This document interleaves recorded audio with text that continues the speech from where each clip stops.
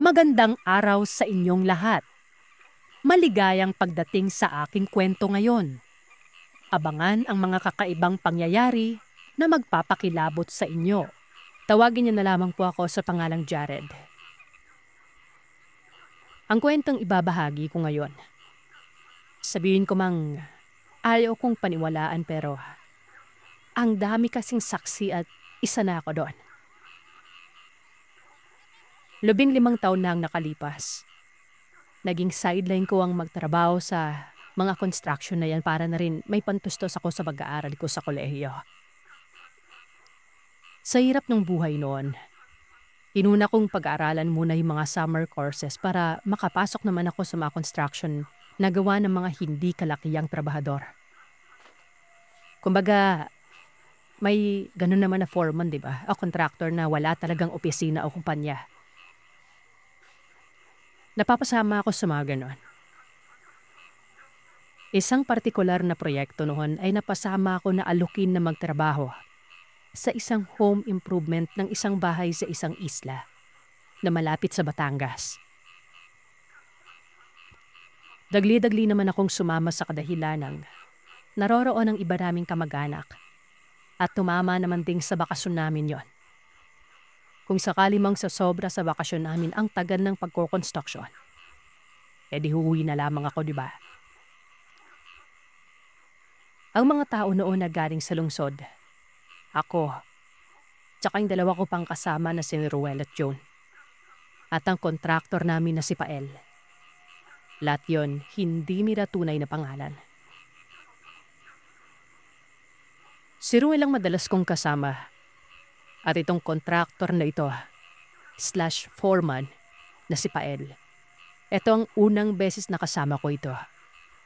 At ayon dito kay Ruel at June, may pagkamayabang umano si Sir.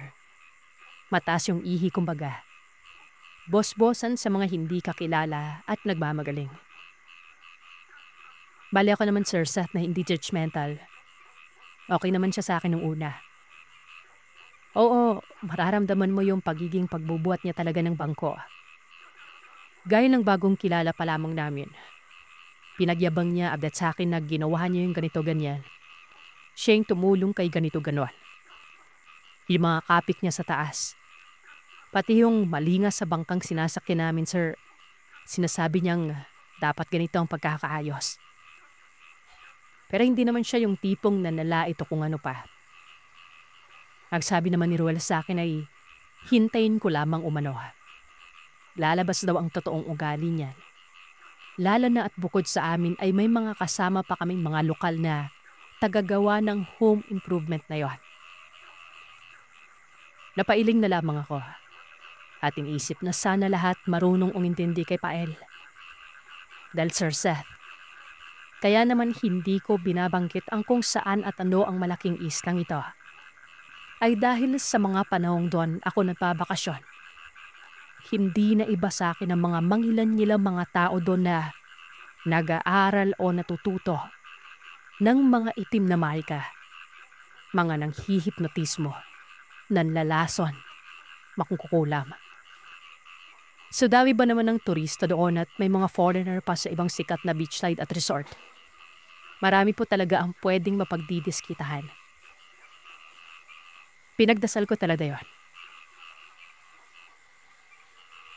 Matapos ang medyo may kahabaang biyahe sa bangka ay nakarating na kami sa isla. Sinalubong kami ng tauhan ng may-ari ng bahay. Natawagin na lamang nating Mang Bahari. Siya umano ang tagabantay ng lugar at tamag-anak siya ng babaeng may-ari na noong mga panahon na yon ay nasa ibang bansa. Kasama ang mister niyang foreigner. Ang tanging naroroon lamang ay ang asawa niyang si Aling Loting at ang dalawa nitong mga anak na babae na sila Andrea at Tina na siyang magiging tagaluto at taga-asikaso namin doon habang naroroon kami.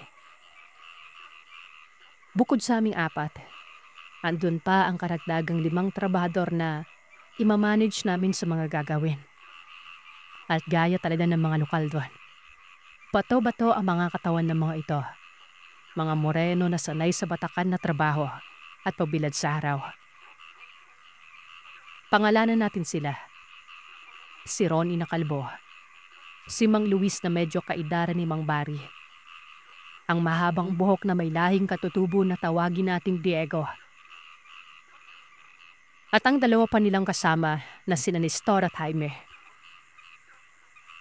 Doon pa lamang, bumulong na kagad si Pael ng, mukhang mahihirapan tayo sa mga to. Maalam kaya sila sa mga termino ng mga konstruksyon o barabarang pukpok, lagari at simento lamang ang alam ng mga yan. Napangiti ako at sabi ko nga, ito na atang sinasabi ni Ruel. Makalipas pang ilang mga araw, nahahalata naman na namin ang pagiging mahangin talaga ni Pael pero laking pasasalamat ko na lamang na maintindihin ng mga taga ron. Hanggang sa isang weekend, walang pasok. Kaya ang ginawa ko ay naghabal ako papunta sa kamag-anak namin para doon matulog. Noong gabi din na yon, nakatanggap ako ng text kay Ruel. Ang sabi, nagkagulo daw si Pael tsaka yung kainuman nila sa isang bar sa bayan. Kasi nagkakayayaan na uminom dahil halos kompleto sila doon. Maliban kay Diego na umuwi din sa kanila at kay Ronnie Calvo. Parang ang naikwento lamang sa akin. Masyadong nahanginan kay Pael yung isa sa mga manginginom. At dahil sa nakainom si Pael, naging mayabang nga ito sa mga nagsiserve doon. Kumbaga, parang ang dating sa ibang manginginom. Binastos itong nagsiserve kaya munti ka ng magkagulo. Mabuti na lamang at naawat yon. Kasi itong si Mang Luis, kilala din doon gawa ng, alam mo na, medyo ginagalang dahil sa edad niya. Pero bago umalis ang lalaking pangalanan na lamang nating Bruno, nagbitaw ito ng salita. Pagsabihan niya po yung dayo dito, Mang Luis ha. Di lahat ng mga taga rito, mamatahin niya na parang kontrolado niya yung lugar. Porque may pinag-aralan. Baka hindi niya mapakinabangan sa mga susunod na araw yung pinagmamalaki ng ulo niya. Sabay dura umano nito sa lupa. Malapit sa paahan ni Pael. Napailing na lamang ako noon. Naikwento ko ito sa mga tiyahin ko at sinabihan ako na huwag nang makisali. O di kaya ay magtrabaho na lamang ako para hindi madamay. Lunes ng sumunod na linggo. Habang nagtatrabaho kami, walang ano-ano ay bigla na lamang naming narinig na napasigaw si Pael. Tapos tatalon-talon nito sa kinatatayuan at iika-ika na napasalampak sa sahig nun. Napatingin kaming lahat sa kanya. At ang sabi niya, nakaapak umano siya ng pako. Tumusok umano ito. As in bumaon. Napailing kami pero syempre, nagtataka gawa ng wala naman kaming iniwang pako o kung anong nakatayo o basta-basta nakakalat man lamang sa paligid. Lumapit kami sa kanya. Walang dugo. Di walang bakas ng tusok sa tsinelas niya. Pero may nakikita nga kaming parte na parang tilusok sa kanya noon. Sinubukan niya itong paduguin, pero ayaw. Nagngingik-ngip pa umano na mula sa sakong ay parang gumagapang papunta sa tuhod. Imposible namang bumaon yung buong pako doon, diba? Pero pakiramdam niya nga ay may kung anong solido na bagay doon sa loob ng laman niya. Kinalis namin yon. Sinubukan pa naming hagurin para kung meron man ay mabunot ng tiyan. Pero wala. Magmula ng hapon na yon ay nagpahinga na muna si Pael.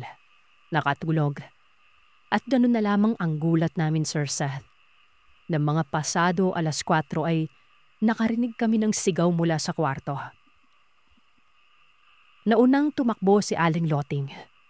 Kasi malapit sa kusina ang kwarto na yon. Parang nananaginip si Pael loon.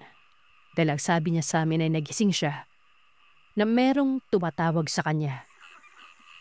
At pagbidat niya, Sir Seth, meron daw siyang nakitang babae na may 5 mga mata. Malalaking 2 tenga na parang sungay na nakalutang ang babaeng ito. Nakangiti sa kanya. Kaya siya sumigaw ay narinig niya mula sa babaeng yon. Ang mga katagang, nakahanda na ang hukay mo. Imbes na pansinin ng panaginip, ang unang napansin ni Diego noon ay ang biglang pamamaga at paglaki ng paa ni Pael.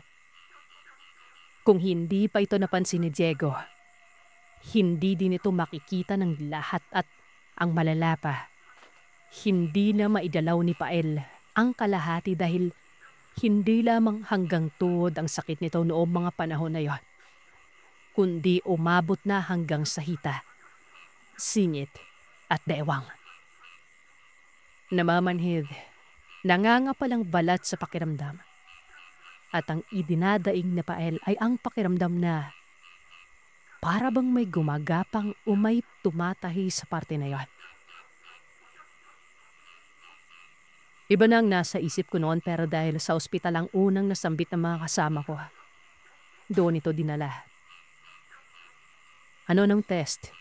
X-ray o kung ano pang pwedeng makita kung may nakatusok nga ba sa paa ni Pael gaya ng nangyari pero walang makitang kahit hibla lamang para sabihing natusok ito. Sinuwero na lamang si Pael. Binigyan ng pangtanggal maga at mga anti-allergies. Tsaka pangunahing antibiotic. Kahit na walang lumalabas sa resulta na may impeksyon ito. Umuwi kami. Pero pagdating naman namin gawa ng umuwi na yung ibang workers noon. Wala na kaming natatnan kundi si Aling Loting, yung mga anak nito, na nooy naabutang namin nagpapausok at naglilinis ng kwarto kung saan nanggaling si Pael. Kinausap nila si Mang Bari at sinabihan na baka hindi doktor ang kailangan ni Pael, kundi isang albularyo. Ang nangyari kasi Sir Seth, habang nasa ospital kami, kahit na maaga-aga pa noon at dapat ay maliwanag naman ang kabahayan ng pinapaayos namin. Napakadilim umano ng kwarto na tinutulugan ni Pael. Pati yung ilawan sa loob na di-bulb na animo ay biglang bumaba yung watts nun. Bukod pa doon, nangangamoy nabubulok ang kabuuan ng kwarto na akala mo may sirang karning naiwan. O di kaya ay may namatay na daga na mapanghi sa loob. Nung una ay hinayaan na lamang nila ito pero noong mapalingon si Aling Loting sa loob ng kwarto at may makitang aninong nakaupo sa higaan. Nang lapitan niya ito ay bigla na lamang tumayo at tumakbo pa sa lubong sa kanya bago nawala. Alam niyang may iba na. Sinang-ayunan naman umano ito ni Diego na may kakaiba na nga sa nangyayari sa forma namin. Dahil yung laging daladalang langis ni Diego, nagawa ng mga katribo niya para malaman kung may masasamang elemento sa paligid. Kumukulo nun. Si Diego na rin ang nagbigay ng suwestyon, ng pausok, at kung maaari ay tumawag na namang gagamot. Merong kakilala mga kamag-anak ko pero malayong malayo pa kasi ang sa amin noon. Kaya naman si Mang Bari na lamang ang nagpatawag. Ayaw na rin naming ipagpabukas yun dahil nakakatakot na. Dumating naman ang manggagamot na tawagin na lamang natin sa pangalang Mang Romy. May dala lamang itong panambal o pangtapal tapos ay yung bag lamang niya na merong mga langis. Hindi ko alam kung matatawa kaming nakakaintindi ng salita doon. Kasi pagpasok pa lamang niya, paggalit na ito at sinabihan sa lokal na lengguwahe si Pael na, "Ayan, bastas ka kasi, ang yabang-yabang mo." Kahit na nagtataka itong si Pael sa kung ano ang sinabi ni Mang Romy, ay sinabihan ko na lamang na naging pasaway lamang siya. Pero nang malaman ni Rowel at June kung ano ang ibig sabihin ng matanda, halos lumabas sila ng bahay bago tumawa. Kaya naman takang-taka pa rin si Pael noon nang pinagdadabugan siya ni Mang Romy. Pinaupo siya ng tuwid ang paa at nakapatong sa isang upuan. Aray ng aray si Pael. Sinasabihan ng manggagamot na dahan-dahan lamang pero inuulit lamang ng manggagamot ang sinasabi ni Pael na parang inaasar ito. Matapos pampantayin ng dalawang paa ng foreman namin, ay sabay niya itong pinahiran ng langisnan. Yung paang apektado ayon kay Pael. Nararamdaman niya umano doon na parang nangangate o namamawis na umiinit. Parang sinusob sa loob kahit wala namang apoy. At doon na nga, Sir Seth. Ang kamanghamanghang nangyari sa paa ni Pael. Namawis ito. Mula sa pamamaga at manas na balat ay namawis ito ng manilaw-nilaw na parang ihinon. At medyo maasim ang amoy. Alam niyo yung singaw ng muriatic acid. Ganon ang pagkakadescribe ko sa singaw ng pawis o kung anumang basa na lumalabas sa hita ni Pael. Maya-maya pa, nagulat kami nang magtagalog si Mang Romy at ang sabi, "Uli-uli, bago ka gumalaw o magsalita, isipin mo muna ng makailang beses kung magugustuhan ba ng ibang tao. Kasi ang akala nating ayos lamang na pag-ugali, pwedeng hindi okay para sa iba. Ha? Maliwanag ba?" Tila ba naiintindihan ni Pael ang sinabi ni Mang Romy noon? Umoo ito, humingi ng tawad. Silabihan ito ni Mang Romy na bumalik sa bar kapag okay na siya at humingi ng tawad sa servidora na inano niya doon. Pagkatapos ng isang oras na pagpunas at pagsermon, ay dito palang nagsimulang magpausok si Mang Romy habang nagbabanggit ng mga salita. Cleansing umano ito ayon sa kanya para sa buong kabayan. Para umalis yung mga masasamang elemento na pinadala ng kung sino man ang may kagagawa noon kay Pael.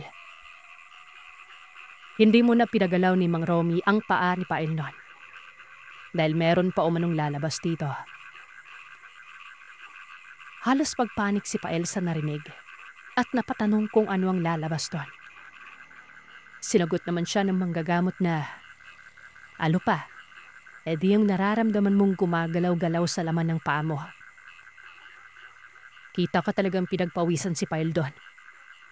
Naiisip niya, baka uod o mga insekto. Isipin niya pa lamang umano ay diring-diri na siya at nasasaktan. Lalong habang tumatagal ang pausok na yon, ay nararamdaman niya ang paggapang ng kung ano nga namang meron sa may paa niya. Mula sa bewang, pababa ng sinip, lumingo sa hita. Nanginig pa ang bandang tuhod niya, pababa ng pababa ng pababa, hanggang umabot sa sakong niya yon. Napaaray siya ng pigain ni Mang Romy ang paa niya sa parte kung saan niya naramdaman ng pagtusok kaninang umaga. Agad itong inipit ni Mang Romy ng tiyan at hinila nun.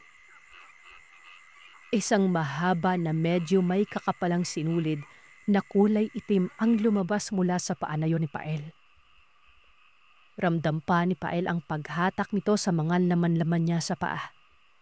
At ang talagang nakakamangha, sobrang haba nito na halos isang rolyo na ng sinulid ang kinahaba nun.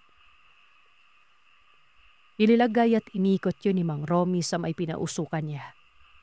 Sabay sabing, "Oh, tama na. Pagsasorry na to. Ibalik niyo na lang ulit kapag hindi humingi ng dispensa. Pagpasensyaan niyo na. Hindi kasi marunong mangilala ng lugar eh."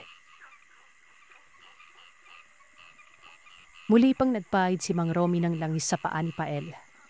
At ang sabi, okay na siya. Painumin na lamang niya ito ng baso ng tubig para sa cleansing at magdudumi siya ng maitim na dumi kinabukasan. Pero ninipis at babalik na sa normal ang mga paa niya. At nangyari nga yun, Sir Seth. Noong araw din na nakatayo at nakalakad na itong si Pael, nagpaalam ito Siguro dala na rin ng hiya. Mag-isang umalis papunta sa bayan. At siguro alam na natin ang nangyari noon. Mag-isa siyang humingi ng dispensa sa kung sino man ang nakaaway niya doon sa bar na yon. Mula noon, sobrang tahimik at seryoso na ni Pael. Minsan na lamang kong magpatawa at parang pati sa amin ay nagdadalawang isip bago magsalita.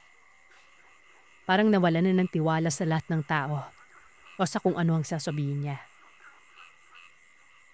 Makalipas ang ilan pang mga araw, mayroong pumuntang lalaki sa bahay ng inaayos namin.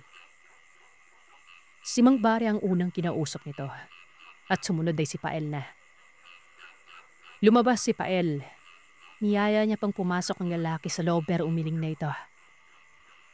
Sabi sa akin ni Ruel, yun daw si Bruno, ang lalaking nakaalita ni Pael. At meron itong isinasoli, Sir Seth. Nasa itim na tela. Upos daw ng yosi ni Pael Yarp. Pinagsabihan muli nito ang foreman namin na mag-iingat na sa susunod dahil bakat tuluyan na siya ng kung sino diyan.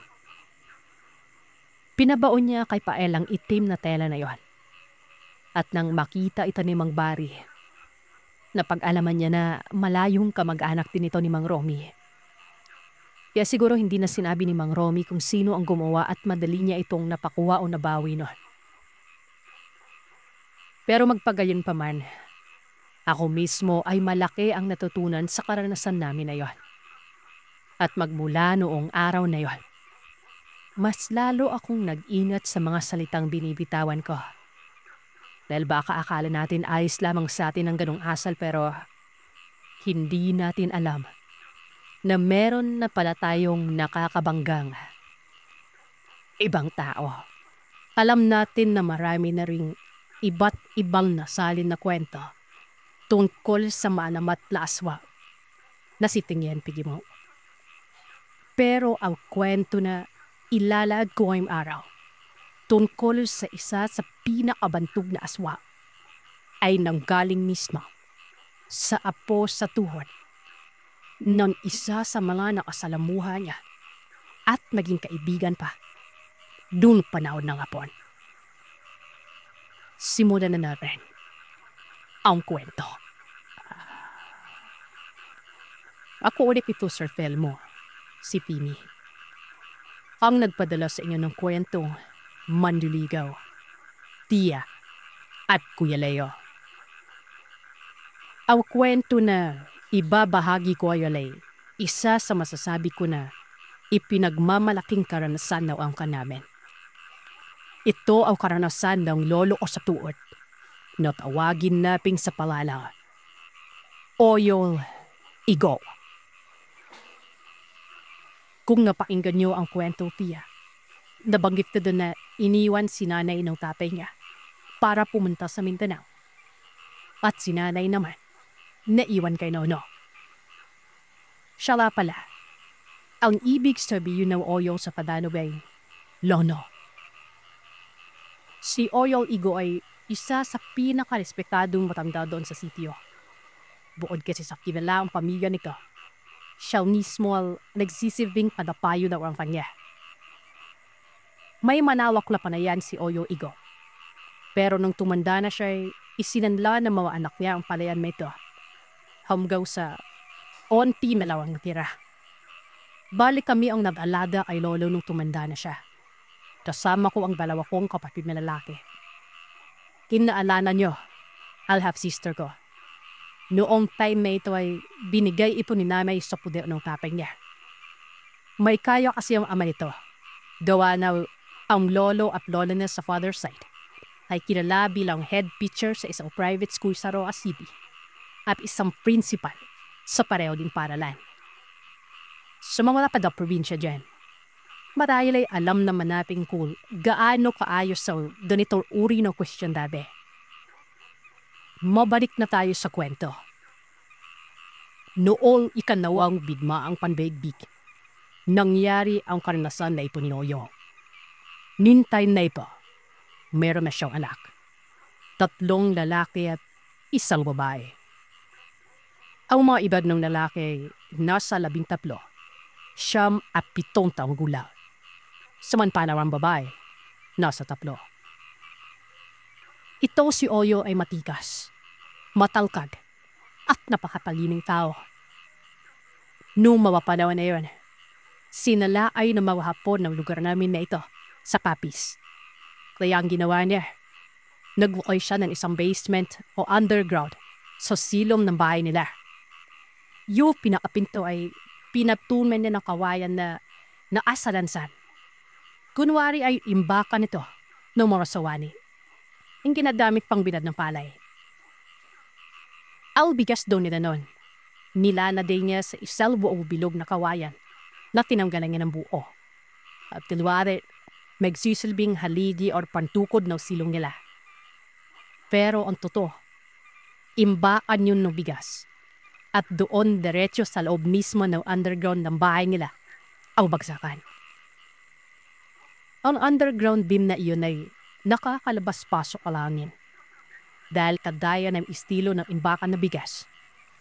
Sa 4 na pusod ng basement meta ay may bukas din na kawayan na kung titingnan mo ay haligi ng pinakabahay nila sa taas ng lupa.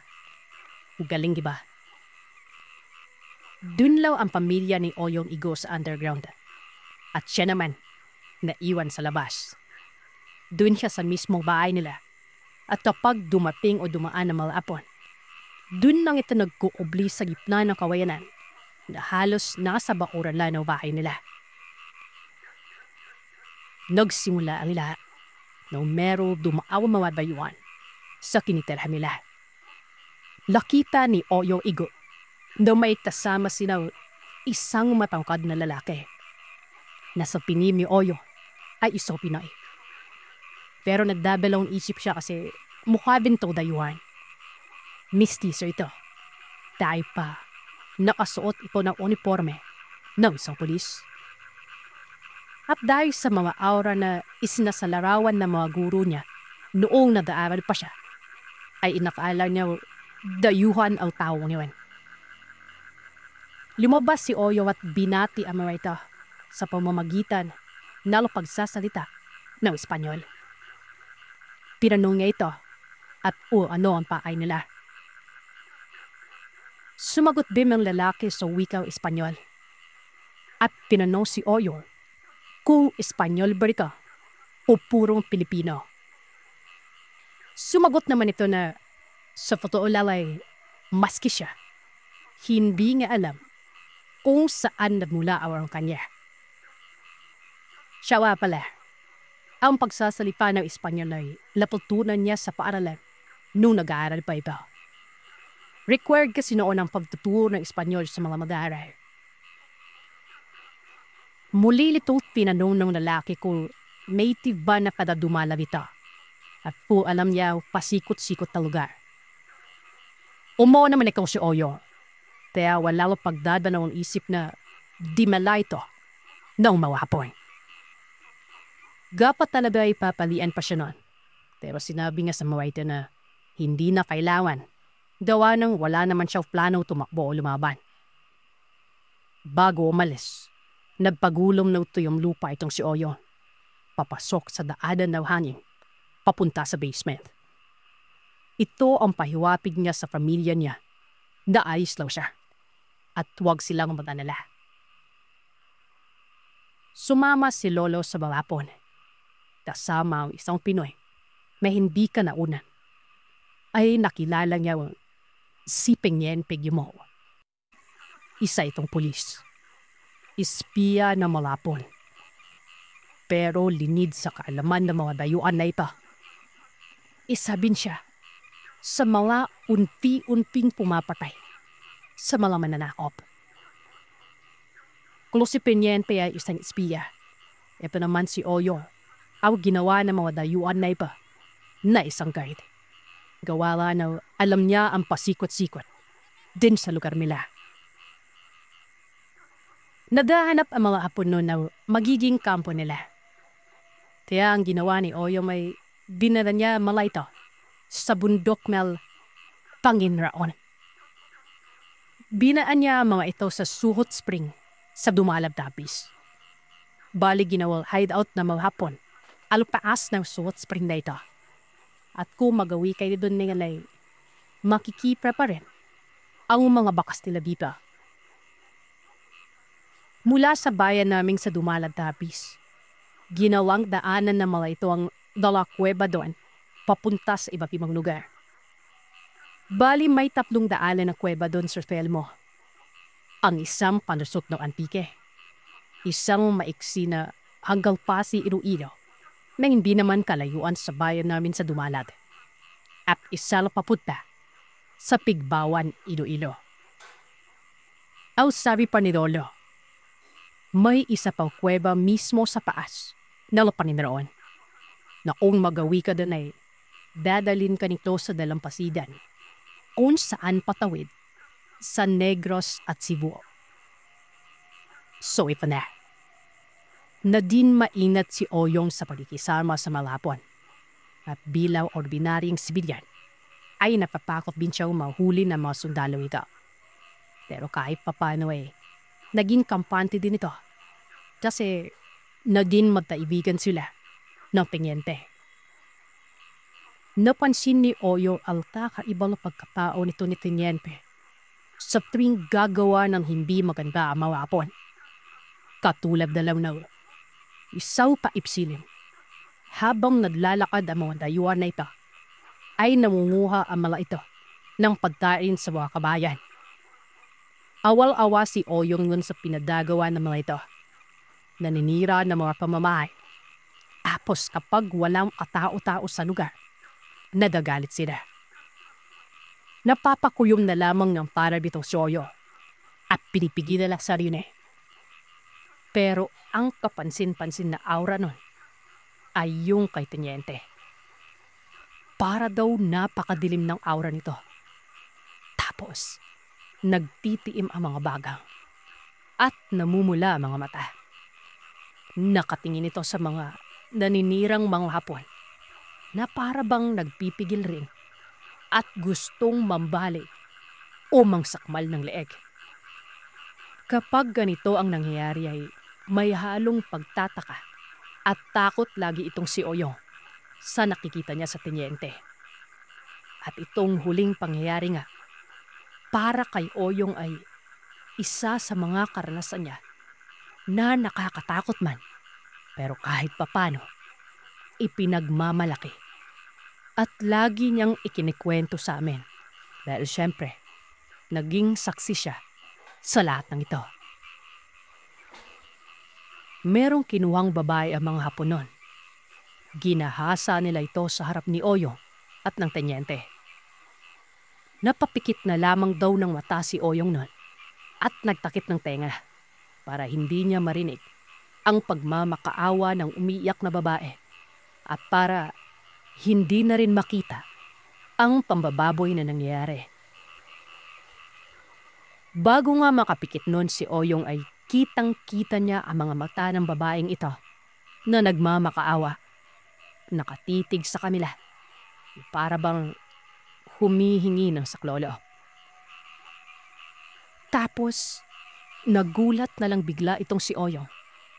Napamulat ito ng mga mata niya nang marinig ang malalim na paghinga at galit na angil ng isang nilalang sa tabi niya. Kung hindi siya tumingin nun kung saan nanggagaling ito, marahil ay mapagkakamalan niyang isa itong malaki at mabangis na hayop. Pero nang lingunin niya ito, kitang-kita niya ang itsura ng Teniente. Galit na galit ito, na akma ng dadamba o susugod sa mga Hapon. Hindi man naintindihan ni Oyong kung ano ba talaga ang nakikita niya, ay nahawakan niya na lang itong Teniente, na kahit papano, nagpakalma dito. Nahimatay ang babae nun, at itong mga Hapon, inutusan si Oyong at ang Teniente na patayin ang babae sa pamamagitan ng pagbalat dito ng buhay at pagtapon sa ilog. Sinamahan sila ng 2 pang Hapon para makasigurado ang mga ito na gagawin nila ang inuutos. Pagkarating nila ng ilog, napakabilis daw ng pangyayari. Biglang binalian ng tenyente nang walang kahirap-hirap ng leeg ang dalawang Hapon. Tinanggal ni Oyong ang damit ng mga ito at pinasuot sa babae. At ang isang uniforme, pinasuot naman ni tenyente kay Oyong. Pinatakas niya ang babae at para makasigurado ang kaligtasan nito, pinasamahan niya ito kay Oyong. Ang sabi pa ng tenyente nun, "Bilisan niyo. Ayokong makita niyo kung paano ko lantakan at balatan ng mga Hapon na ito bago ko ipaanod sa ilog." Nung mga panahon na yon, imbes na matakot itong si Oyong at ang babae, para bang inudyukan pa nila itong si tenyente na isa-isahin ng mga dayuhang lapastangan. Nakatakas nun si Oyong at ang babae. Dinala niya ito doon sa bahay nila na merong pagunghukay kung saan naroroon pa rin at maayos ang buo niyang pamilya. Kinupkup nila ang babae. 4 na linggo din silang nanatili dun sa loob ng underground. At isang araw, nakarinig na lamang sila ng sigaw doon sa daanan ng hangin papasok sa basement. Boses ito ng tenyente at sinabi na nitong ligtas na sila at wala na ang mga Hapon. Kung paano nangyari yon, hindi alam ni Oyong. Si Tenyente Gimo ay taga-Dueñas, Iloilo. Nagboluntaryo itong maging espiya ng mga Hapon para maisalba ang mga kabarangay niya at lingid sa kaalaman ng mga dayuhan na ito na ang tenyente ay isang aswang. Naging magkaibigan si Oyong at si tenyente, pati na rin ang babaeng sinagip nila. Noong panahon na yun ay may nabuo sa sinapupunan niya. Nawalan na lamang ng koneksyon ng dalawang ito nung pumunta itong si lolo namin sa tuhod sa Mindanao. Bumalik man ito ay hindi na rin sila nagkita pa. At isa pa, hindi na rin magawang bisitain ito sa lugar ng tenyente sa Dueñas. Dahil kabilin-bilinan itong si Gimo na wag dumako itong si lolo sa lugar niya. Dahil ayaw niya itong mapahamak. Lalo na at taghirap sa lugar nila noon dahil sa mga Hapon. Kung anuman ang dahilan ng tenyente, ay siya lang ang nakakaalam. Namaya pa si Oyong Igo sa edad na 89. Nasa 13 taong gulang pa lamang ako noon. Miss na namin ito. Lalo na mga pangaral niya at mga bilin na higit sa lahat ng material na bagay. Pamilya ang kayamanan na walang kapalit at mas hihigit pa sa dimpo. Ako po si Roser, Tubong Negros, at kasalukuyang nasa Cebu. Lilinawin ko lang, Sir Seth. Totoong pangalan kong binigay ko dito. Bukod pa dyan, isa din akong manunulat. Bagay na lahat ng isinulat ko nasa antas ng mga kaganapang nangyari sa totoong buhay. Hindi lang basta-basta manunulat dahil may alam akong karunungan at meron din po akong tangan. Pero sa akin na lamang po ito kung ano yon. Malalim na karunungan po kasi ito. Ang sabi ng ilan, ang bilis ko daw makagawa ng kwento. Natural lamang ito gawa ng mabilis talaga kapag totoo ang isinusulat. Dahil nakalatag na ang lahat. Hindi yung iisipin mo pa mga magaganap. Pero bago ako nagsusulat, nagsisiyasat din muna ako. Pinatanong ko ang pinanggalinan ng kwento. Kung ayos lang ba na ihayag ang tunay nilang mga pangalan. Kapag hindi naman ay wala akong magagawa kung hindi ang respetuhin ng kanilang reputasyon. Kaya kung minsan, binibigyan o tinatago ko ang mga pangalan nila. Kung sa panig ko naman, wala na akong dapat itago pa. Kahit mismo ang pangalan ko ay nakasalalay dito. Sa dami ko nang naibahaging kwento, panahon na siguro para magkwento naman ako patungkol sa parte ng pamilya ko, kaanak, at mga kaibigan. Bago ko simulan ang unang kwento na ito, pasintabi po dito dahil may mga kaganapang hindi kaaya-aya, kalunos-lunos, nakakawindang, nakakarimarim at nakakasuklam. Kung kaya naman ay ihanda niyo po ang sikmura niyo. Ulang nabibilang sa listahan ay ang kwento ng Lolo Ezekiel ko. Noong nabubuhay pa ito. Dekada 80 ito nangyari. Ito ay batay sa nakalap kong impormasyon nun. Angkan kami ng mga bulantero na siya namang originated sa Bohol. Kaya tinatawag ang pamilya namin ang mga Bulanon.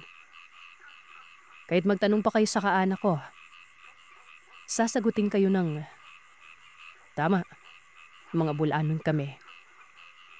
Na siya namang naniniwala ng lubos sa Panginoon, nananampalataya at nagmamahal sa Kanya. Katulad lamang din ng iba dyan. Hindi may pagkakaila sa lugar namin na ang pamilya namin ang tinatawag tuwing paparating ang piyesta at mahal na araw sa lugar ng Bindoy. Ito ay para gumawa ng pasuhan ng pare para magbasbas sa mga palaspas na bitbit naman ng mga deboto ng Diyos na sakop ng parokya ni San Vicente Ferrer. Ang pasuhan ay isang stage. Gawa lamang sa kahoy at nasa tapat mismo ito ng prestihiyosong simbahan. May malaking puno lang kay Mito dito. Sobrang tanda at nauna pa ang presensya nito bago pa maitayo ang simbahan sa amin noon. Dahil mga bulantero, syempre, hindi nawawala dyan ang tabo na kung saan ang nagpasikat din ito ay ang mga bulantero noon. Mula pa noong kapanahunan ng Espanyol ito, na ang pinagkakaabalahan ng mga bulantero ay pakikipagkalakal na siyang kultura ng mga sinaunang Pilipino hanggang sa kasalukuyan. Hindi naman siguro bago sa atin ang tabo, di ba? Kung saan-saan na lamang nakakarating ang lolo ko noon. Sa Yungon, sa Tayasan, sa Mabinay, sa Talaptap. At yung lugar na kung saan dito naganap. Ang isang kahindik-hindik na tagpo. Ang lugar ng nagbilog sa bukiran ng Ayungon. Hindi madali ang paghahanda ng paninda, lalo na kapag dadayo sa iba't ibang lugar. Hakot patungo doon at hakot pauwi dito. Ang problema, kapag may ulan. Pero dahil sa pagpupursiging umunlad, nagsisikap ang lolo ko noon. Nanunumpalad ba? Kasalukuyan noon silang nagtitinda sa lugar ng nabilog. Maagang dumating kaya maagang nakakapaghanda at nakapagpahinga. Ang mga ginagawa kasi, nagtatayo ng tindahan. Parang tent lamang din ito. Malaking tarapal na may mga tukod na kawayan at mga ritaso ng kahoy. May banting din itong tali na kung saan ito naman ang nag-iinat sa bawat kanto ng tarapal na yon para maging matibay ito. Matapos matayo ang tindahan, maglalatag naman ng tarapal sa lupa para paglagyan ng paninda. May kaldero, palde, mga kumot at mga kasangkapan na tipikal nating makikita sa kusina. Maluwag na sa pakiramdam kapag nakaraos na sa paghahanda. Ang sarap umano'y higa para kahit papano makapagpahinga ang katawan. Matanda na kasi si Lolo noong kapanahunang yon. Kasama naman niya ang kapatid niya na si Lolo Boy at ang anak nitong si Tio Ronnie. Yung mga nabanggit ko pong pangalan, mga patay na po ang mga ito. Kapag walang gaanong namimili, Minsan ay pumupustit sila sa bulangan. Etong bulangan, tarian ito ng manok na kung saan naman ang nasa tabi nito ay hantakan. Ang hantakan naman ay Karakrus. Dahil sa lakas ng sugal doon sa hantakan ay nagpapang-abot dito ang mga dayo na sugarol. Mantakin niya, Sir Seth. Ultimong mga rebelde. May tumutuka dito. Ang nakakatuwa dyan, hindi lang rebelde, pati na rin mga sundalo. Nagsusugal din ang mga ito. Di ba magkakalaban yung dalawang panig pero pagdating po sa tabo, nag-aabiran pa umano mga ito. Fist bump ba? Magkakaibigan lamang ng dalawang panig ng prinsipyo. Ito ding rebelde ang kadalasang nag-aayos ng mga kung anong pagkakabulo. Lalo na kapag may mga lasing na noon na may init na umano mga ulo at nagwawala nun. Pinapatino umano ito ng mga rebelde. Ikaw ba naman yung tutukan ng baril de plaka? Aba, mahihimasmasan talaga sa pagiging lasing. Kaya naman napakapayapa talaga ng lugar. Kahit pamantalamak dito ang sugal. Itong si Lolo Ezekiel ay napakahilig nitong uminom ng tuba. May suki siya noon na kung saan isang mananggete o magtutuba no. Bumibili ang lolo ko ng tuba. Napakatamis kasi umano. Tapos sakto lamang ang apod o pakla ng timpla. Hindi yung tipong ilang sandali lang, sisirit ka na sa buwan nawa para magdumi o magkalibanga. Marami kasing kalokohan doon sa lugar na yon.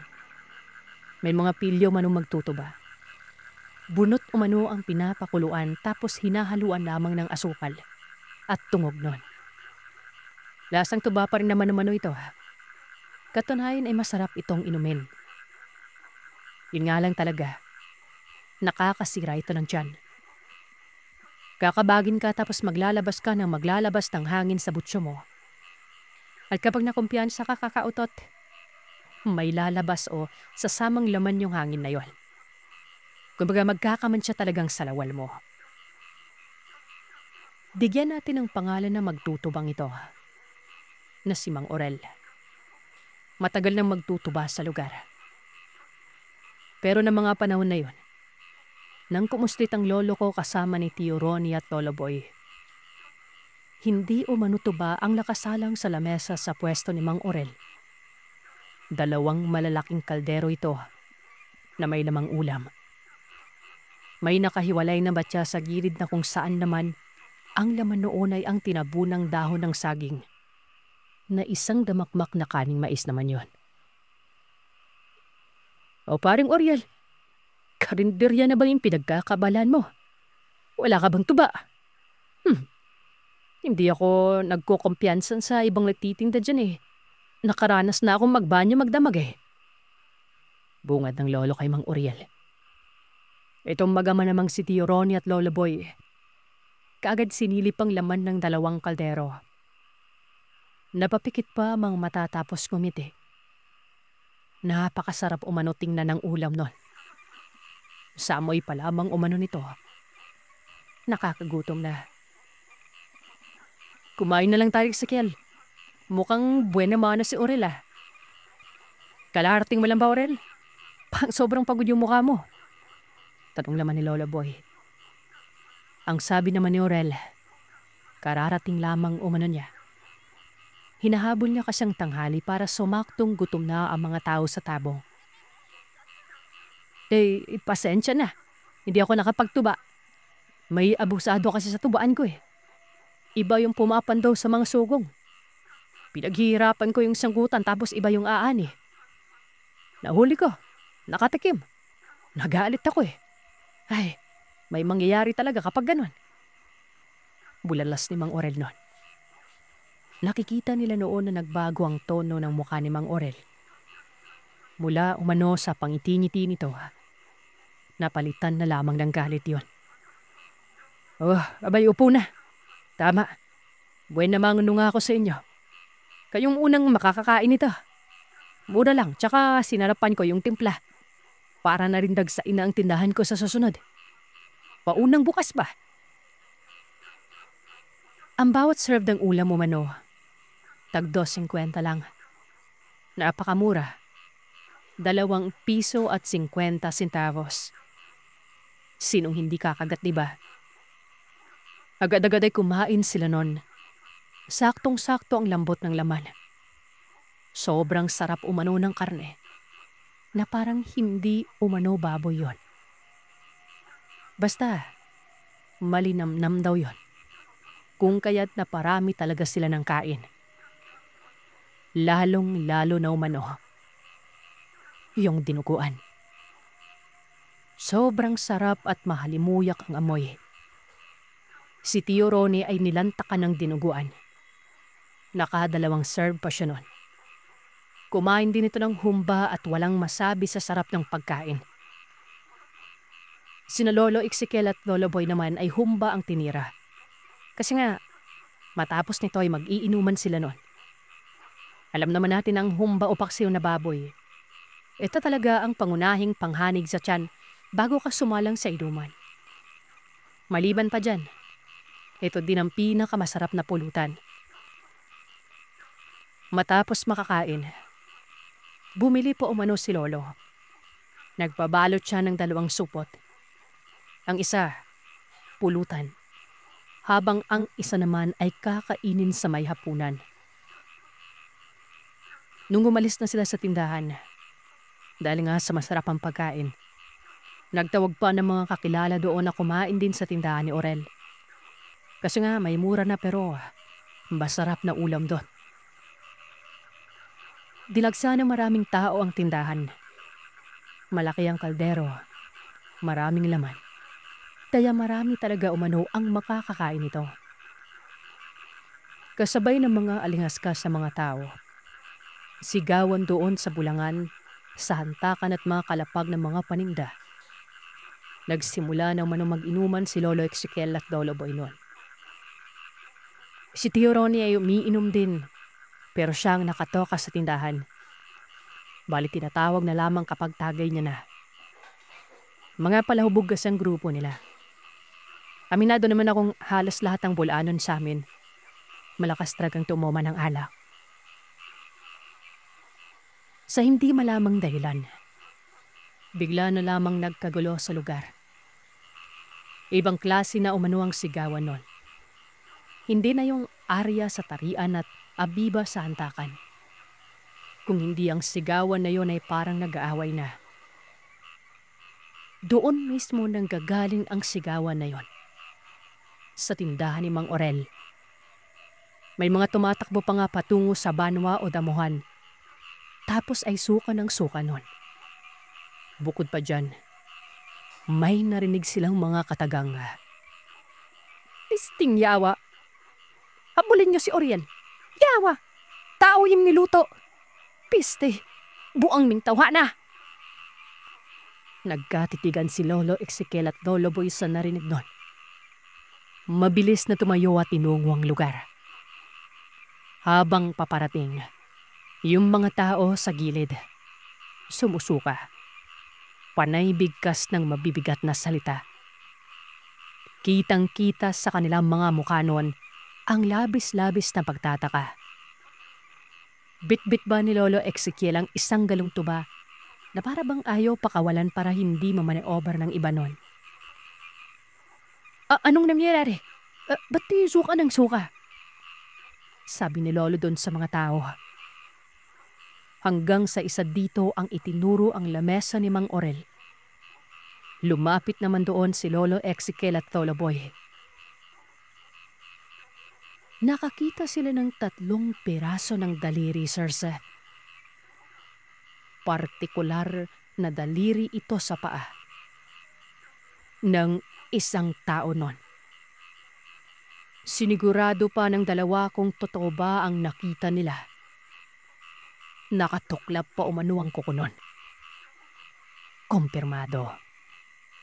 Daliri talaga yon ng tao. Hindi nakapagpigil ang magkapatid. Halos sabay pa itong nagsususukan nun. Si Tio Ronnie nun, parang hihimatayin pa ito nang makita ang mga daliring yon. Bigla na lamang kasing naupo at namutla ang muka. Tapos ay suka din ng suka umano. May dumating naman kaagad na kinauukulan. Halong pulis at sundalo ang mga ito. May rebelde pa nga umano doon at hinanap nila si Mang Orel. Animoy nagsibaliw bigla ang mga tao ron. Lalong-lalo na yung mga nakakain ng ulam. Walang nangyaring tabo. Lahat ng mga tao sa lugar, walang pinag-usapan kung hindi ang mga kaganapang yon. Natigil umano ang tari. Iba't ibang klase ng pagsusugal. Ultimong ang kalakalanon. Tinugis si Oriel. Hinanap doon sa kung saan ito nakatira. Habang nangyayari naman ito, nagliligpit na sila lolo noon. Balisa ang kanilang muka at hindi mapakali. Ikaw ba naman, Sir Seth? Makakain ng tao. Tapos sarap na sarap ka pa, di ba? Malaman-laman mo, hindi pala karne yon. Hindi karne ng baboy. Ayon pa kay Tio Ronnie, baka umano masalaban sila noon. Ang masalaban po mga kagiliw ay sumpa na kung saan magiging hayok na sa laman ng tao. Dahil nakatikim na umano ng laman nito. Yung para bang nayanggaw umano. Yung bahay pa ni Mang Oriel, nasa bukid pa ng nabilog. Wala silang natagpo ang Mang Oriel doon. Bagkos ay ang pamilya lang ito na nasa bahay. Nag-imbestiga. Pero walang alam ang pamilya na tao pala yung niluluto ng padre de pamilya ng tahanan. Hanggang sa hindi katagalan, nahuli si Oriel sa kabukiran ng Nalundan. Tinatawag na itong lasang sa lugar kasi nga gubat ng literal yon. Dinala si Mang Oriel sa nabilog at doon ay tinanong ng tinanong kung sino ang taong niluto niya. Ang sabi niya naman, abusadong tao umano. Pangalanan na lamang natin itong pundoy. Pinutol daw ni Mang Oriel ang ulo, ang katawan at kinuha umano ang laman. Niluto niya sa 2 potahe. Ang laman, humba, habang ang dugo at bituka, maging ang atay ay ginawa niyang dinuguan.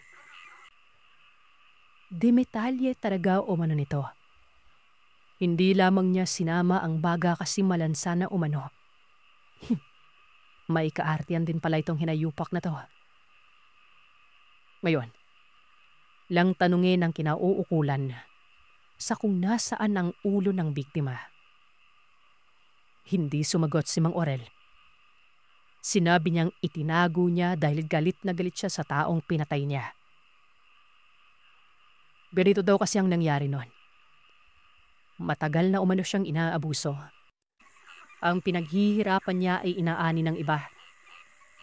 Kinukuha ang tuba niya sa sugong. Iba ang kumapan daw sa sanggutan niya. Ito na pala yung taong nasabi ni Mang Orel kila lolo na abusado noon. Ang masaklap pa dyan. Yung taong pinatay na si Kundoy. Pinitin daw man ang kanyang tuba. Minsan ay nagiinom din ito at pagtatapos ay nagwawala. Hinahamon po man si Mang Oriel. Minsan nam sinaway o sinipay ito ni Mang Orel na wag nakawin ang kanyang tuba. Hinamon niya ito. Ayaw umanong umamin ito ni Kundoy kahit harapan niya naman nakita na pinapandaw ang kanyang mga sugo. Hanggang sa nagtuloy-tuloy yung pagnanakaw ni Kundoy at sumabog na nga ang galit ni Mang Orel noon. Lalo na nang maaktuhan na ito na nasa ibabaw ng kanyang sanggupan.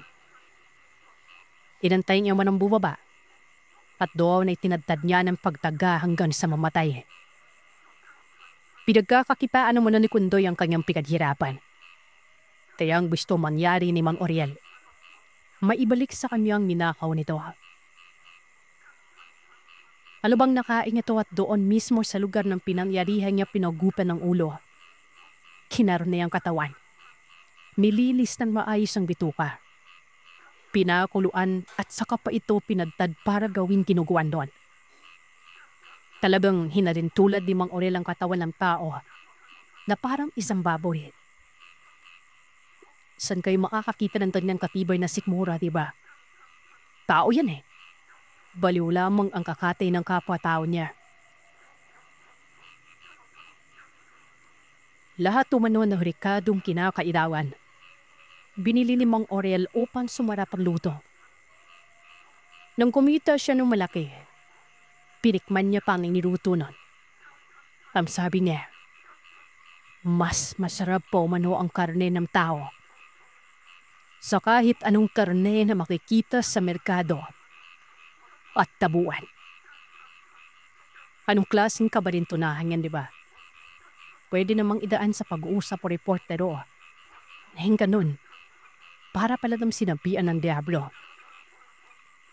Magpaganito man, hindi inamin ni Mang Aurel kung saan niya nilatay ang ulo. Ayaw niyang ibigay ito sa iba. Sa kanya lamang umano yun. Napilitan ng mga kapulisan at sundalo noon na pahirapan ito si Mang Aurel. Umbaga santong paspasan niya.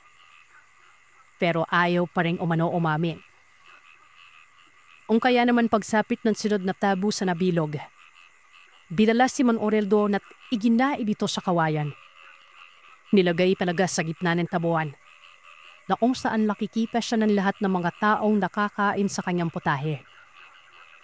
Lahat ng mga nakakain, hindi magkawari sa kabibitaw ng mabibigat na salita. Parang gusto pang sakpan si Mang Aurel, pero inaawat ito ng mga kinauukulan. Bimilad doon si Mang Aurel, hanggang sa sumuko na ito at sinabing nasa isang lugar nga daw itinago yon. Itinapon lamang niya naman ito pero nasa tagu pa rin. Doon, nakuha ng kinauukulan ng ulo. Pero malabot pa ito. Gawa ng araw na binim nakalanpad. Pagkatapos nun, kinalong si Mang Aurel. Itong kwentong ito ay napakatanyod nito sa bukid ng Ayungwan. Itong gumulantang sa mga residente at umabot pa yun sa ibang lugar. Gaya ng sinabi ko, buong distrito ay nawindang nun. Habang sinalola na Manol at mga kasama niya, nakikiramdam sa sarili. Ito kasing angkan namin mga kadiliw, nagpapaniwala talaga sa kababalagan. Kaya alam nila kung ano yung salab-salab na yan. Hindi lang nagpapaniwala, kung hindi ang anding kami ng pamahiin at ng karunungan. Sa kabutihang palad, wala naman ng salab de la verap. Pero napagtanto nila na masarap naman karado ang yaman ng tao. Minsan na naman nung kinatakutan si Rolo nun, lalo na noong gawin biro niya ang katagang. Napakasarap umano ng yaman ng tao. Malinamnam ito. Ikaw ba naman ang sabihan ng isang tao minsan na nakatikim ng tao, di ba? Manhihirakbot ka at pagkakamalan mo na ding aswang na. Madakwa tayo sa susunod na kwento. Ito naman ay matatarog na parang massacre. Malayo naman tayo magbigay ng opinyon. At ito ang pananaw ko dahil ito sa lugar na kong tawagin. Kurbada.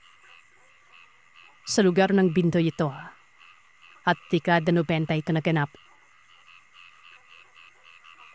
Ang Kurbada, kalsada ito na may napakalaking puno ng mangga sa mismong likuan.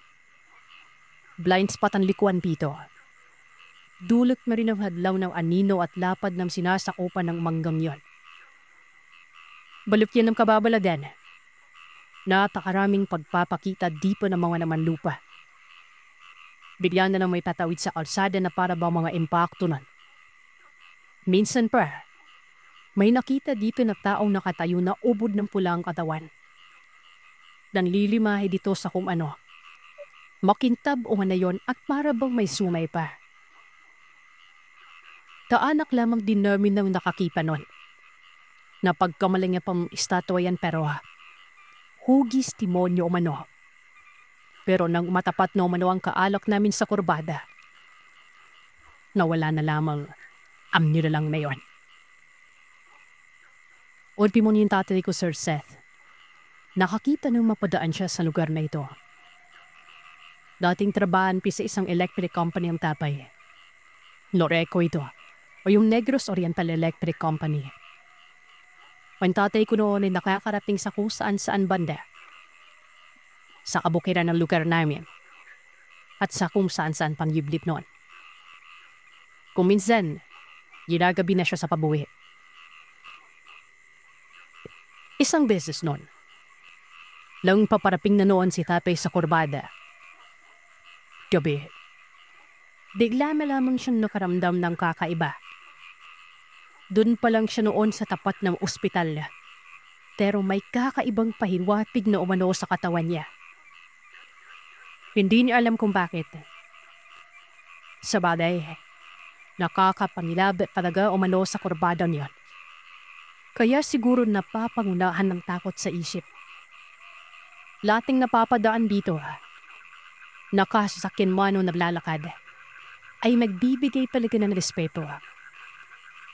Yung lumad lang ng taga-amin na at alam ang kababalaghan na nakalukob sa lugar na yun. Nung padiko na ang katay, nagpapatay sindi umano ang kanyang motor. Tapos ay tuluyang huminto ito at hindi umandar. Ilang distansya na lang sa malaking manggang yon.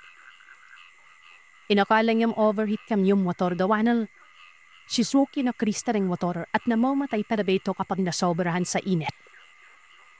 Pero yung makina lang dapat, hindi yung ilaw. Sinubukan suriin ng aking ama yun. Mekaniko naman ang tatay.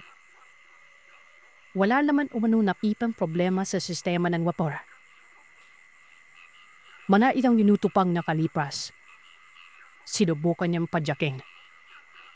Umandar ito. Paglakas ng ilaw.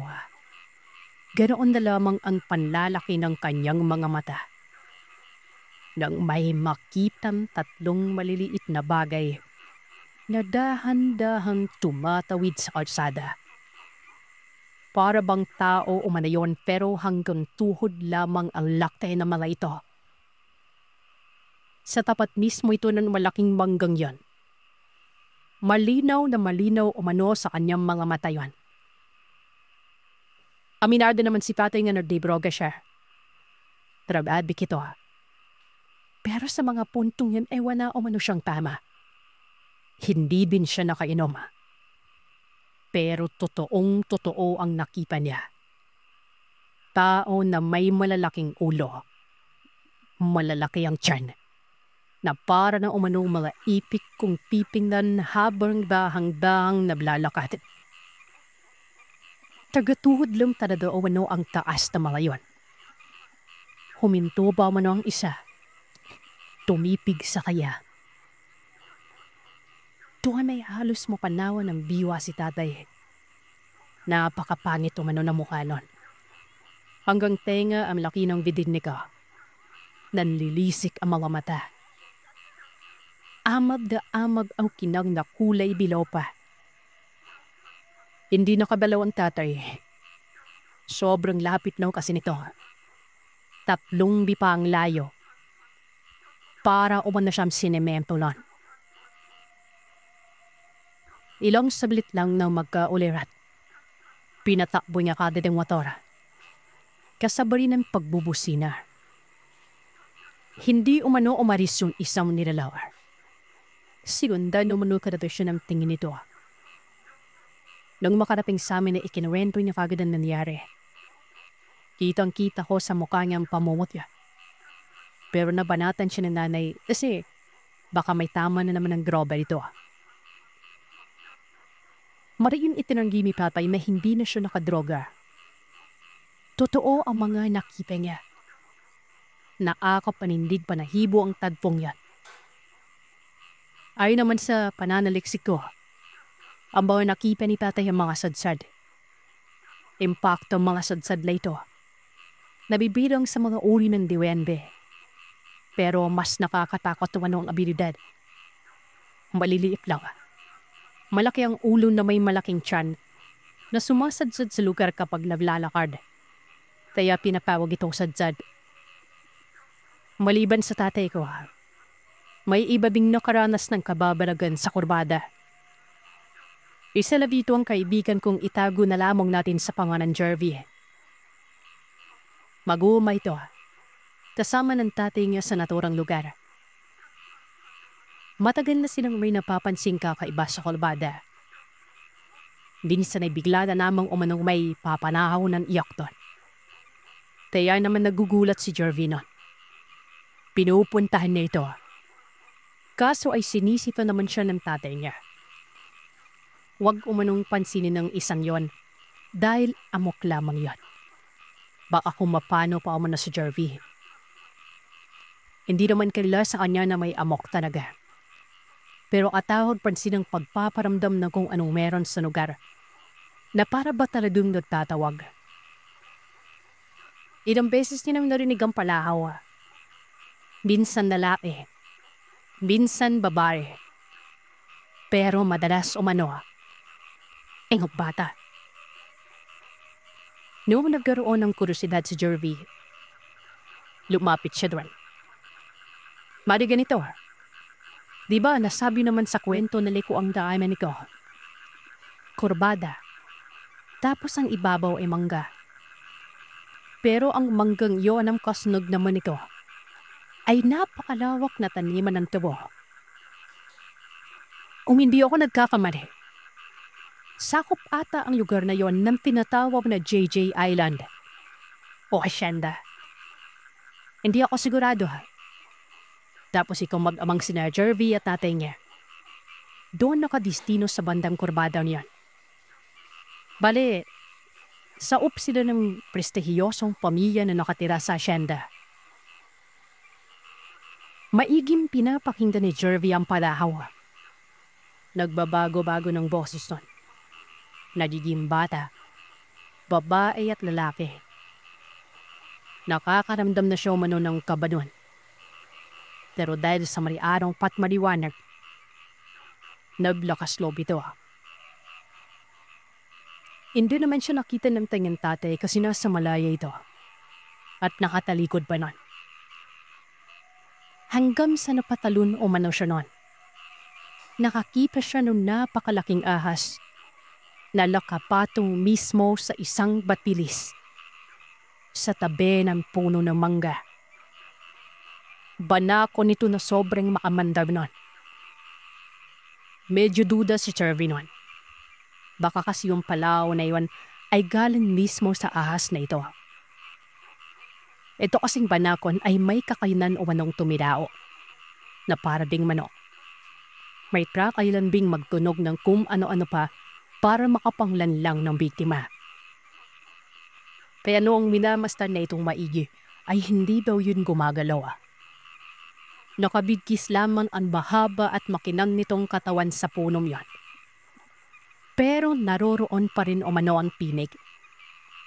At sa tingin niya ay hindi doon nang gagaling sa ahas na inyong inay. Bagkos, sa may palas. Sa maliit na pangpang ito kung saan naroroon na ang kalsada sa may ibaba. Medyo mas mukal din yon. Kahit pa man nasa gilid ng kalsada, gawa ng napakakapala ng mga damo dito. Marahang dumungaw si Jervy. At sa maniwala man kayo o sa hindi, meron siyang nakitang parang tao doon. Hindi na mawari kung anong posisyon. Lakaangat ang puweta noo na wari ba rin nakatuwad. Pero nakadapa sa lupa ang katawan na parang isang gagamba. Walang suot na damit ito at napakahaba umano ng buhok nun. Doon umano nang gagaling ang boses. Kipan-kipan na ito. Hanggang sa bigla na lamang daw itong tumingin sa kanya. Yung mukha, para umalong isang talaka. Napakalapad ng noo. Nakakapanilabot ang itsura. Hanggang sa isang kisap ng kanyang mata, bigla na lamang umano para bang sumabog na alikabok sa hangin. na naglaho ang nilalang na yan. Dito na pira nagising si Jervy. Tumakbo siya ng mabilis habang sumisigaw na. Tinapawag niya ang tatay niya at man makalapit dito. Sinabi niya kagad ang nakita niya. Wala niya ang bata ka? Alam mo naman kung ano meron dyan sa lugar na yan. Sadya mo pa talaga. Papagal ko na dito, hinahayaan ko lang yan. Ano na? Di nakakipa ka. Lain ang problema. Kapag nabuyagan ka. Ang buyag po, yung usogo ba dito. Hindi nagsalita si Jervy. Agad-agad na makawi. Sumaglit sila sa tahanan ng isang albularyo doon. Ang kinalabasan sa pagtapawas, nabuyagan niya. Mabuti ka mo at ipinasuri ka din sa albularyo. Ito na rin ay ayon sa salaysay ng nasabing albularyong yon. Ang pagkabuyag pa naman napakalakas. Maaring magdulot ito ng pinsala at ikamatay ng bata. Pinausukan si Jervy. Ritual daw yun ng pagpag para pang-alis bati o buyag-buyag. Mula na hindi na pinapansin ni Jervy ang pag-abok sa lugar. Hinahayaan niya rin ito Pero nakakapagnilabot pa rin ng May dadarawan niya kasi sa isip ng pagpo. May ulakipan niyang nilalang na nakakatakot mayon. Ayon pa kay Jervy, yung kurbada daw ay maraming sakuna na ang nangyari dito. Mala na mapay sa aksidente. Aminado naman akong totoo ang gawa ng tanyag ang lugar na itinon. Nabasbasan lamang ng albularyo at pari kaya kumalas ang amok doon. Pero malay natin, baka bumalit.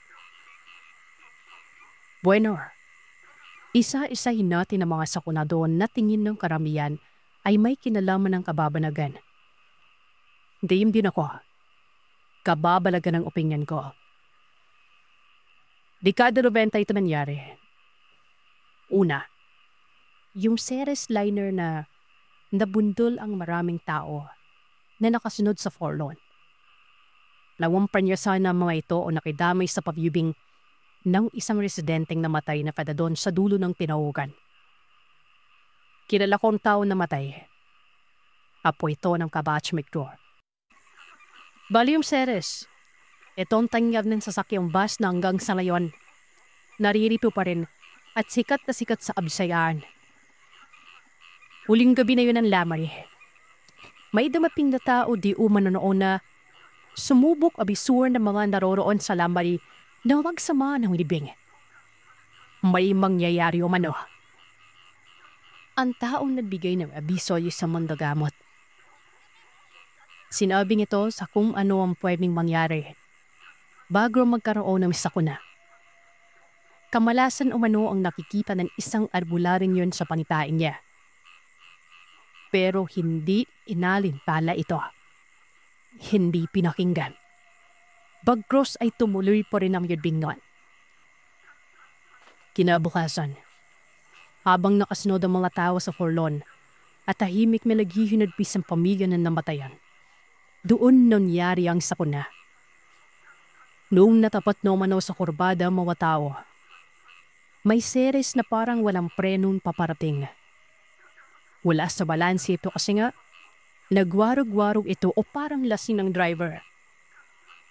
Dumiretso ito sa mga tao na ang karamihan dito ay walang kamalay-malay na biglang lilis ang bus na yan at bubundol sa kanila. Napakaraming nasawi mga kagiliw. Nakakaawa ang sinapit na nakidamay sa paglibing na yon. Hindi ko na lamang ilalarawan dito gawa ng baka may mga kaanak na nakikinig. Basta kalunos-lunos yun. May hindi mamukaan. Mantakin nyo mabilis ang pagtakbo ng sasakyan kasi nga nasa libreng tahanan yon. Walang karingkwentro. Maliban na lamang sa pagpapagirid ng mga hani ng mga tao na nakasunod sa forlorn. Hindi pinamaan yung forlorn. Dumiretso lamang ito sa munisipyo sa buntod upang ipaalam ang nangyaring aksidente. Maraming namatay, pero walang nangyari sa mga sakay ng Ceres, maliban na lang sa konting gala sa pilay. Labis-labis to ng paghingi ng pasensya ng naturang driver na ayon sa kanya ay malayo pa lang. Alam niya na may mga tao. Kumpiyansa umano siya noon pero sa hindi malamang dahilan ay may parang nagtapon ng dugo sa may salamin. May siyang dahilan naman kung bakit hindi na makita noon ang daan. Meron umanong dugo sa rear mirror mga kagidyo. Anong klaseng kababalagyan yan, di ba? At sakto pataradong doon sa kurbadang yon. Makailang beses na sinuli yung sasakyan. Wala itong diferensya. Katanayan, bagong-bago pang bus na yan. Maging yung driver ay wala ding napansing kakaiba. Hindi na droga, hindi na mo sa alak. Higit sa lahat ay hindi daw siya inaanto kahit isang beses kapag may biyahe. Pero sa mga puntong yan, talagang may nadsabri lamang umano ng dugo sa salamin. Kahit wala naman talaga. Isipin nyo, kung gaano kanakas ang presensya ng kababalaghan sa lugar na yan, na ayam gawin ng mga bagay na sobrang nakakapanghilakbot. Dito binasbasan ng lugar ng pari at ng mga albularyo. Madako naman tayo sa susunod na aksidente. Hindi ako sigurado dito sa susunod kung natapat din pa ito sa kurbada. Pero ayon sa nagkwento, doon din sa tinaugan sa dulo.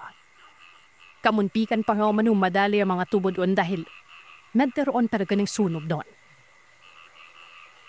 Bali ganito nangyari.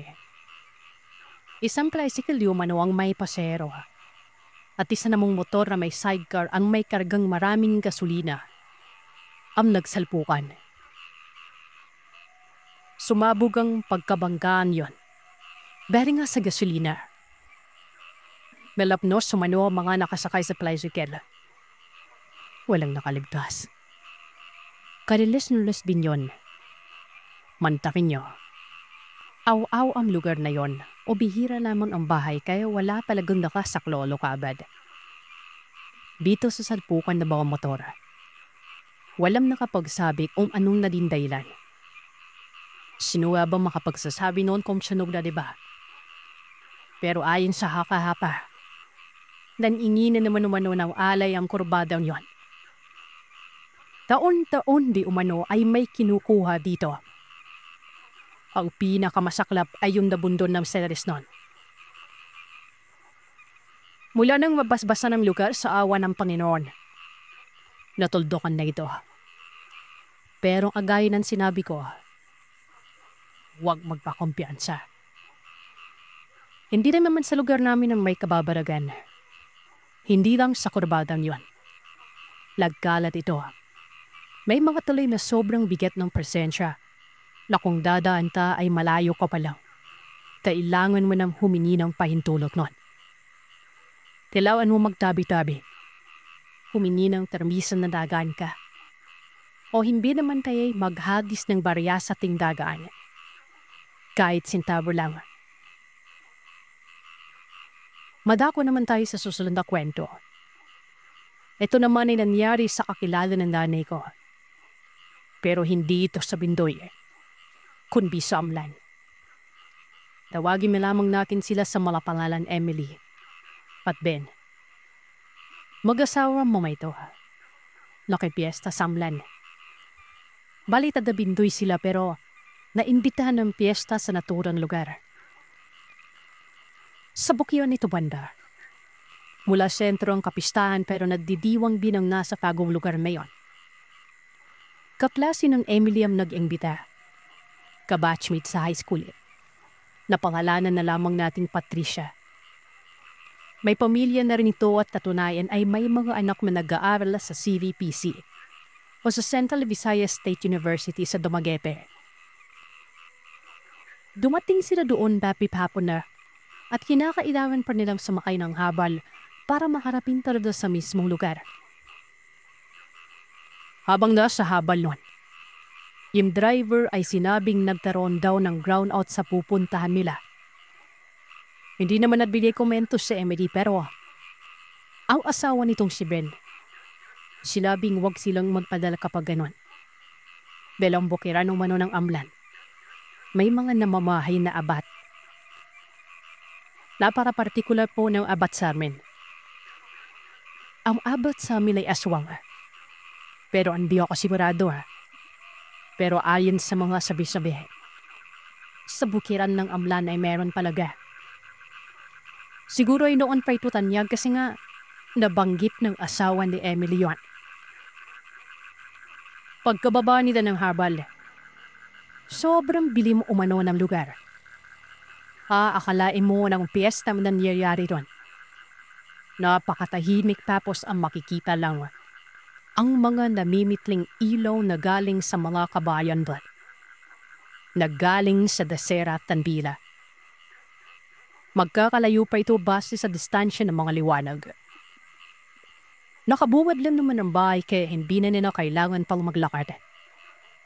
Pero napakadilim umano talaga. Namumula umano ang loob ng bahay nun. Lalo na't kandila ang ginamit. Tapos ang kurtina ay kulay pula.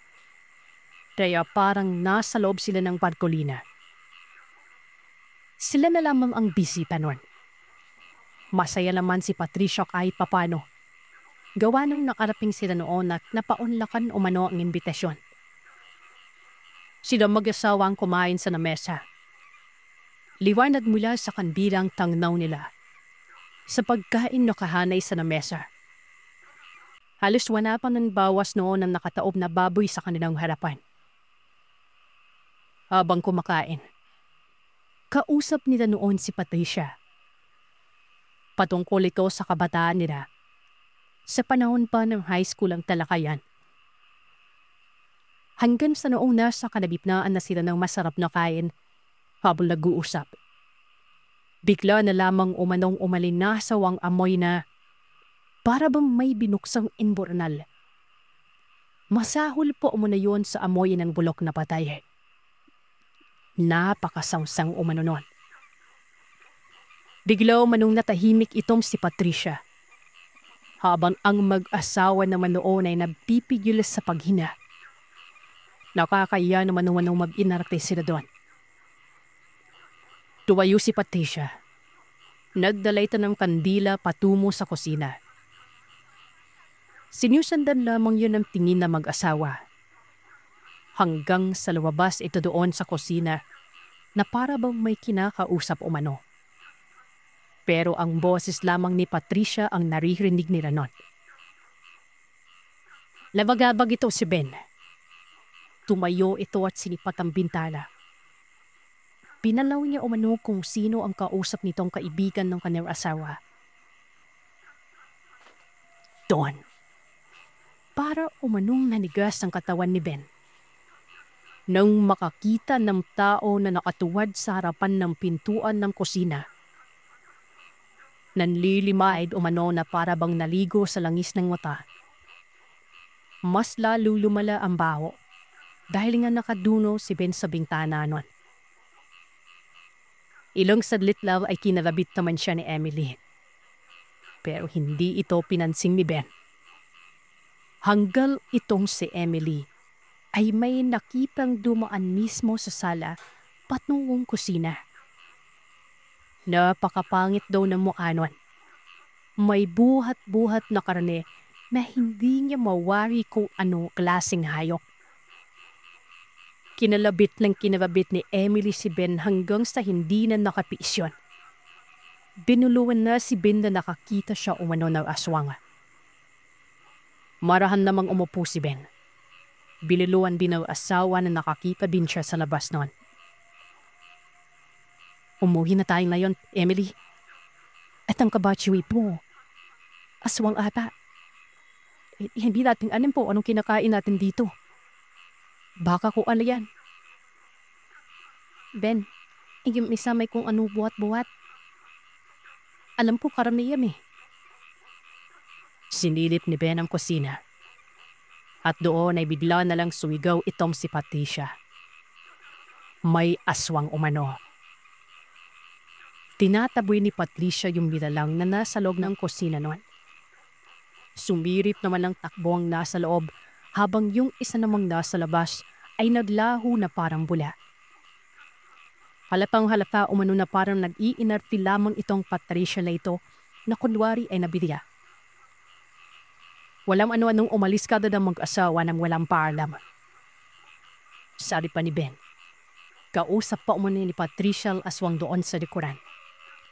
Tapos parang natakot itong bigla na masilayan na si Ben na nakasilip doon. Nakita niya yung isang aswang na may milatad na karami doon sa lamesa sa kusina. Parang hayop, pero hindi din siya sigurado. Basta ang nakakasigurado siya noong mga panahon na yon. Nag-iinarti lamang itong Patricia nito. Habang papauwi, sumusuka itong si Emily. Naiisip na kasi na baka totoo ang sinasabi ng kanyang asawa na iba ang kinakain nila sa mga puntong yan. Hindi naman nila isiniwalat yung pangyayari agad-agad. Pinoproteksyonan din nila ang reputasyon ni Patricia. Kahit papano kasi, naging kaibigan nila ito. Ilang araw nakalipas, bumisita itong si Patricia. May inamin umano yon. Totoo umano yung mga aswal o abat na dumalaw sa kanilang bahay. Pero hindi umano yun kumakain ng tao ayon sa kanya. Kaanak umano yun ng asawa niya na nagdala ng karne ng baboy para maambag sa pagbiriwang. Danoon naman ang mga aswang. Yung buhat-buhat umano ay parte umano ng baboy. Gawa ng kinabukasan ay piyesta. May pigin pa umano mangyayari noon. Kumbaga, reunion naman na yun. Kung saan na makaalak naman ang bisita. Kaya daw walang bisita sa kasagsagan ng piyesta maliban na lang sa mga kaibigan. Dahil ang mga kaalak ay kinabukasan pa umano ang daping. Pero hindi ibig sabihin naman na nun. Aswang silang lahat. Dalawa lamang umano ang aswang sa kaanak ng kanyang asawa. Mag-ama. Dalawa na lamang dahil na napatay ang ibang miyembro. Pinaghihinalaang namining sana kahit hindi naman daw totoo.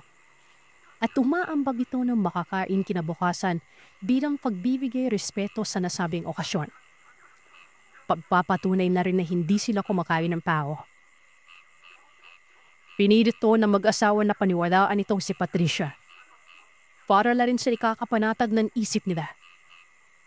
Ano naman magiging buo noon kung yusipin pa na nilang iba yung nakahamda dun, di ba? Mababaliw lamang sila noon.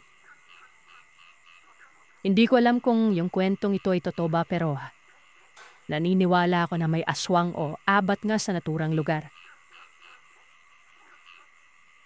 Hanggang dito po muna mga kwento ko, Sir Seth. Kung papalarin ay may mga kasunod pa ito at dito ko lang ilalapag ang mga kwentong yon sa channel nyo. At iyan ang kwento ng aswang para sa araw na ito. Salamat sa inyong pakikinig. Huwag kalimutang mag-iwan ng komento at sabihin sa akin kung ano ang inyong naisip. Hanggang sa susunod na kwento, matulog kayong mahimbing kung kaya ninyo.